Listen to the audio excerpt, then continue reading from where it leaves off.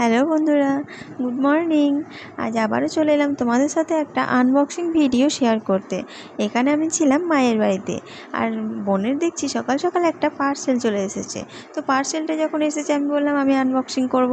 আর এরকম parcel unboxing করতে কার কার ভালো লাগে কমেন্টে জানাবে কিন্তু।